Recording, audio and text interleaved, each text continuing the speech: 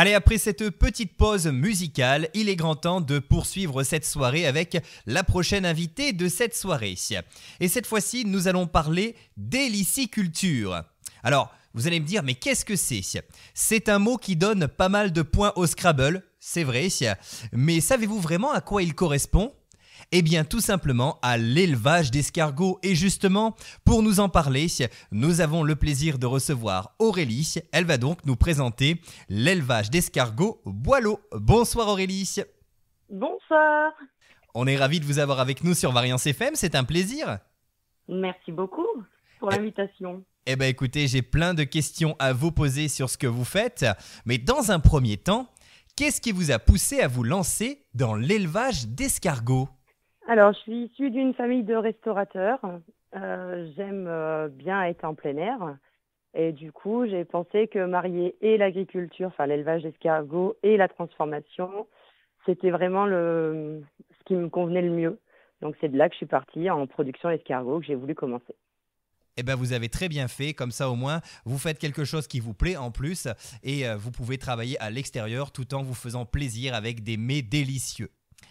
Et alors, quelles sont les espèces d'escargots dont vous disposez dans votre élevage?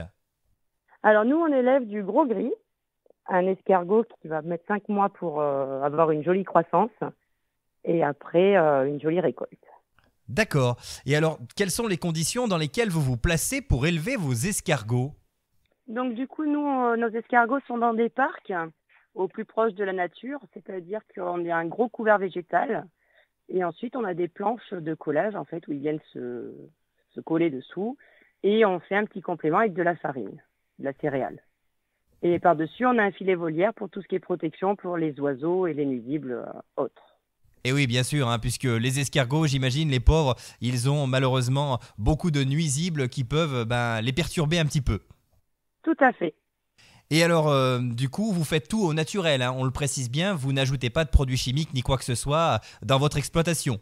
Non, même pour éviter les fuites des escargots, on utilise nous un système d'anti-retour. Donc en fait, on n'utilise aucun produit chimique pour que nos escargots ne sortent pas de leur territoire. Et oui, parce que les escargots sont un petit peu filous, hein, ils ont tendance à vouloir s'échapper, j'imagine. Oui, ça peut arriver. Quelquefois, on en récolte quelques-uns autour du parc, mais avec nos systèmes anti-retour, on limite quand même pas mal les évasions. C'est déjà ça, tout à fait. Et alors, à quelle période de l'année avez-vous le plus d'escargots? Alors, nos escargots, nous, sont lâchés en parc vers le 15 mai, et ensuite, on fait une récolte jusqu'à novembre, jusqu'au gelée, en fait. D'accord. Et alors, quelle quantité d'escargots arrivez-vous à produire en moyenne chaque année? Alors, nous, on lâche en parc en moyenne 250 000 escargots. Ah oui, ça commence à faire pas mal d'escargots pour le coup, hein. Tout à fait. Et là où on les voit très bien, c'est en fait juillet-août, où ils commencent à avoir une belle croissance, et voilà. Les visites sont pas mal à cette période-là. Alors, je n'arrive pas trop à me rendre compte, mais quel est le calibre moyen d'un escargot gros gris, justement? Ça dépend les années et les conditions climatiques, mais souvent après sur des chairs, on monte à 5 grammes à peu près. Et alors, comment faites-vous pour savoir qu'un escargot est arrivé à maturité? Alors du coup, on sait que notre escargot est à maturité parce qu'il a sur le bord de la collerette un petit bourrelet. Donc on dit qu'il est bordé et à ce moment-là, on dit qu'il est adulte. Et évidemment, ça ne marche qu'avec les escargots, hein. On ne peut pas faire pareil avec les hommes. Et alors, du coup, avant de pouvoir être consommés, j'imagine que vos escargots doivent subir quelques étapes de préparation. Quelles sont-elles? Alors du coup, nous, on a la période de récolte. Ensuite, ils sont mis en mode un peu séchage pour qu'ils rentrent en hibernation, donc ils font leur opercule.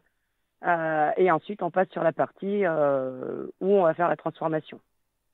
Et pour la transformation, j'imagine qu'il y a plein de petites choses, des étapes à suivre, notamment celle du dégorgeage, qui est la plus classique en fait, hein.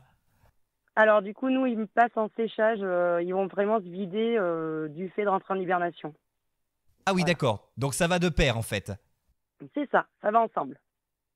Et alors, quelles sont les différentes recettes à base d'escargots que vous proposez? Alors, on a commencé par faire coquille à la bourguignonne, enfin traditionnelle avec la persillade. Ensuite, on a développé la croquille, donc c'est un petit biscuit qui remplace la coquille, on mange tout, donc idéal pour l'apéritif. Et après, du coup, on a décidé de développer notre gamme en faisant des conserves, enfin, essentiellement pour l'apéritif. Donc tout ce qui est à base d'escargotine et ses dérivés. Donc à mettre sur des petites tranches de pain et à passer au four pour l'apéritif. Et alors, que retrouve-t-on dans ces petites choses à tartiner? Quels sont les différents ingrédients qui les composent? Alors l'escargotine, en fait, c'est la même recette que l'escargot coquille. C'est de l'escargot haché avec une persillade. Tout l'ail qu'on utilise pour nos transformations, c'est uniquement de l'ail rose de Billon qu'on utilise. D'accord. Et est-ce que vous avez déjà essayé de marier l'escargot peut-être à la tomate ou à certains petits légumes dans ces tartinables? Alors on fait justement l'escargotine à la provençale, où dedans c'est de l'escargot haché persillade et on rajoute un petit peu de tomate et d'herbes aromatiques. Ah, alors ça doit être délicieux, hein. Les herbes de Provence avec les escargots, à mon avis, ça se marie merveilleusement bien. C'est pas mal. Et du coup, vos escargots ont-ils déjà été utilisés par des professionnels de la cuisine pour des recettes? Oui, donc je travaille avec ma sœur qui a un restaurant à Lissoy, donc du coup je fournis en escargot, et ensuite avec le restaurant L'Épicurien à La Lisole, bistrot de pays, qui travaille avec mes escargots également. Et alors, ce qui est très original, c'est que pour l'instant, vous étiez basé sur la partie alimentaire, mais vous avez un autre projet avec vos escargots. Est-ce que vous pouvez nous en dire quelques mots? Oui, alors on peut en parler. Maintenant, on a développé une gamme cosmétique à base de bave d'escargot. Donc, on récolte la bave de façon manuelle sur nos escargots. Donc, il n'y a pas de souffrance animale. Et ensuite, on travaille avec un collègue, parce qu'on aime bien tout ce qui est local. Donc, on travaille avec la savonnerie de Pierre de Combronde, qui, lui, nous fait la transformation. D'accord. Et alors du coup, est-ce que ce n'était pas trop difficile de passer du monde alimentaire au monde cosmétique? Ce sont deux choses qui sont un petit peu différentes, hein, quand même. Et alors, que va apporter justement la bave d'escargot? Quels sont ses bienfaits? Alors, du coup, nous, on a deux recettes qu'on a développées. On a fait le savon à la bave d'escargot, qui, lui, va être nourrissant. Enfin voilà, on va avoir une protection pour la peau, ça va éviter tout ce qui est dessèchement et tout ça.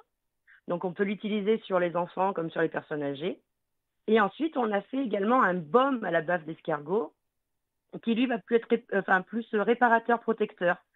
Voilà, et on va pouvoir le mettre sur la partie du corps, quoi.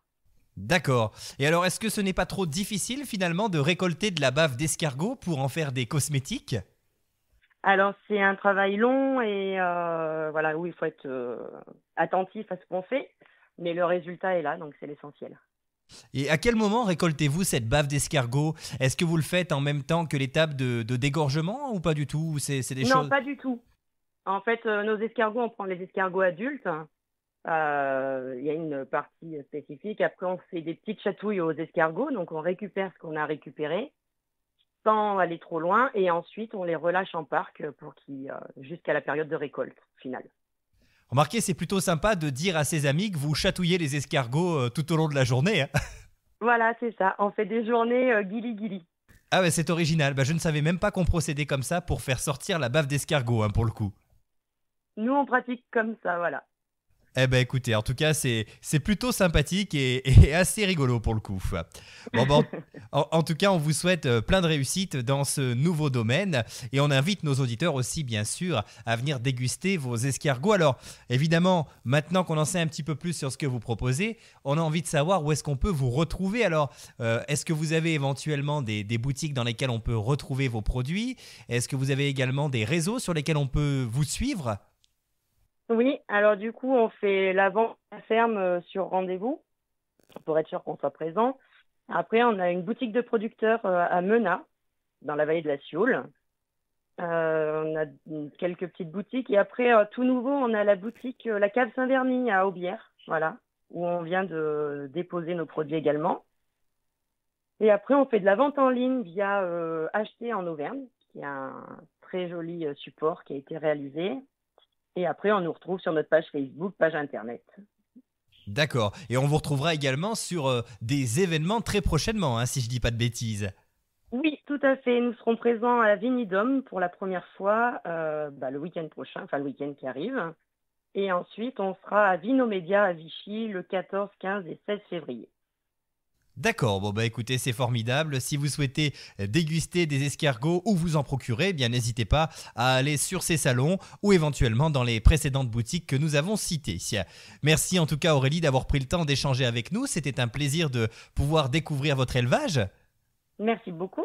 Et puis bah écoutez, on vous souhaite une bonne continuation et puis bah moi je n'hésiterai pas à venir vous voir personnellement les escargots en persillade. Oh là là, j'adore ça. J'adore ça toute l'année même. Ce sera avec plaisir, à bientôt. Merci et nous on continue avec un peu de variété sur les ondes de Variance FM et on se retrouve dans quelques instants avec le dernier invité de la soirée.